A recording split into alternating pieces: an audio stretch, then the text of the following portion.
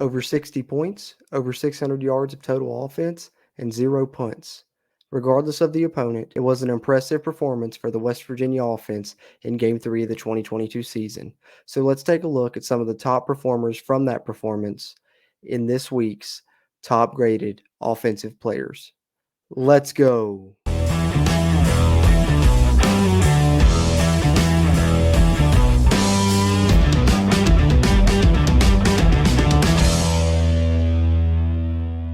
What's going on, Mountaineer Nation? Welcome into another edition of the Country Roads Webcast.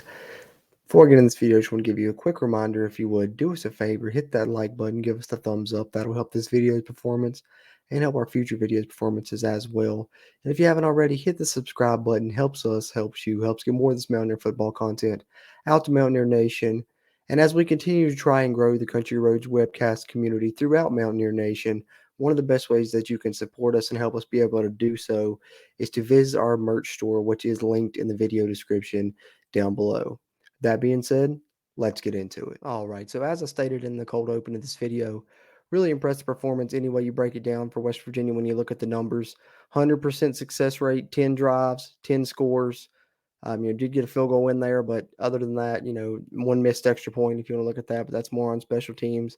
The offense, 100% success rate if you look at it that way. So I know it was Towson. I know the opponent, but either way, the Mountaineer offense, I think, has looked impressive through 3 games of the season. And let's see what players stuck out this week as we have. Through the first 2 weeks, if you haven't checked those videos out, go back, check those out. I'm going to try and do this weekly throughout the season, giving West Virginia's top 5 offensive graded players from PFF from this week's game. And here we are for the Towson game, starting at number 5 with Wyatt Milam, the West Virginia Mountaineers left tackle, and he comes out with a 77.4 offensive grade in this one. And I think you're going to notice a theme here early through as we go through these top 5 offensive players from this game against Towson. West Virginia ran for over 300 yards, 316 yards to be exact, and 6 rushing touchdowns in this game. So when you run the ball like that, there's going to be some players that grade out high, and that's usually the ones making the holes. So as we continue on here, number 4, that's right guard Doug Nestor with a 77.9 offensive grade in this one. As I said, there's going to be a theme here, and good performances from both those guys.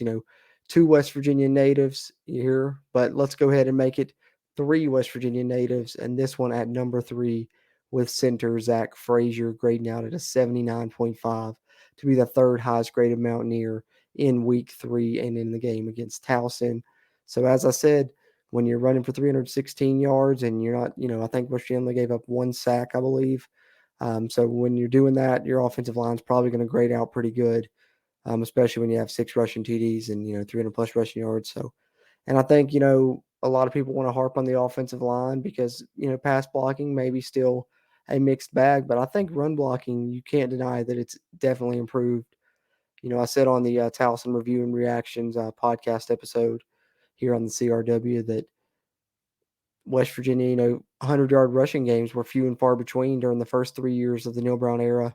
But this year so far, they've done it every game. 192 against Pitt, I think 146 or 164, something like that against Kansas, and then 316 in this game against Towson. So if the West Virginia Mountaineers can continue to run the ball like that against good competition, Pitt definitely has very tough competition to run for what they did against Pitt. So we're going to find out against Virginia Tech this coming week, who has a very strong defense. So hopefully West Virginia can continue that trend running the ball, and the offensive line has played a big part of that. And Zach Frazier, really the leader there, and done a great job so far this season. They said, Neil Brown said in his press conference today that Zach Frazier graded out really high for them, and no different for PFF, as he's the 3rd highest graded Mountaineer with the 79.5 offensive grade against Towson. And then the top 2 might surprise you here. Number 2, wide receiver Preston Fox, 80.0 offensive grade in this game against Towson. We saw him, every ball that was thrown to him, he caught. And then, of course, the impressive touchdown catch from Nico Marchiol in the back corner of the end zone. Perfectly thrown ball, perfectly caught in stride, and getting the foot down from Preston Fox. And he's the guy who's impressed every time we've seen him so far. We saw him in the spring game, and then, this is the first time we've really seen him this season, and super impressive not only in the receiving game and the receiving aspect of his game, which we know he catches everything so far that we've seen, and according to other players in the staff. But we saw it on punt return this game as well, and I think that's maybe why another his grade high. I don't know if that affects the offensive grade or not, but um, as far as his game is concerned, that really impressed me and makes me think he should get more playing time. Not only, maybe get some spot duty at receiver at times when, guys need a break. Wouldn't be a bad guy to throw in there, but I think he should be our primary punt returner for the rest of the season moving forward. 20 some yarder on that one. Not only secured the catch, but made somebody miss and made something happen. So I really liked what I saw from Preston Fox, and I think he's going to continue to be a fan favorite and hopefully has a bright future in Morgantown. And then number one, another one that might surprise you, not a starter for the Mountaineers, quarterback Will Goose Crowder with a 92.7. Yes, I said 92.7 grade. Very impressive there from Goose. But I think the big reason why is he was 6 for 6 with the touchdown. So you're out there perfect. And then I think, he escaped a sack, made some nice moves and got, I think, a yard, either back to the line of scrimmage or got a yard. So that probably helped his rushing grade as well. So, if you got a really high passing grade, which I'm sure he had, 90 plus something passing grade with a perfect, completion percentage at 6 for 6 and threw a touchdown. And then, decent run grade. That's going to make your overall offensive grade out pretty high. And that's the case here for Goose Crowder with a 92.7. And I really liked what I saw from him. I think he has really good arm talent. I think West Virginia may have found a hidden gem with him. Like I said, we're going to see what shakes out with this West Virginia quarterback room in the future after JT Daniels. It's going to be interesting to see who sticks around, who ends up taking the job, just things like that, because I think all three of the backups really showed some things and have shown some things, in flashes. We've seen Garrett Green do it some last season, some this season. And then in this game, really getting our first, decent look at Goose Crowder and Nico Marchiol. Both those guys throwing touchdowns and looking pretty good.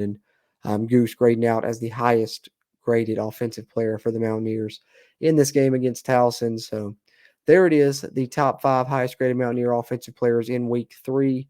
Be on the lookout for this video series to continue next week following the Virginia Tech game and the renewal of the battle for the Black Diamond Trophy, and hopefully the Mountaineers can retain that and bring that home, because whoever wins it this time is going to have it for an extensive period of time, as there is no game currently scheduled in the near future. But that being said, follow us on social media as you see it there on the screen, on Twitter at WVU Country Roads. Great way to keep up with us. Like this video, like I said, that'll really help us if you hit that thumbs up button. Quick and easy, just tap it on your way out, and that will help us. And if you're not subscribed already and you love WVU football, go ahead and do that. It'll help us. It helps you get more of this Mountaineer football content out to Mountaineer Nation. And as I said, as always, link to the merch store in the video description down below. That being said, as always, I'm Jordan Cruz, and until next time, let's go, Mountaineers.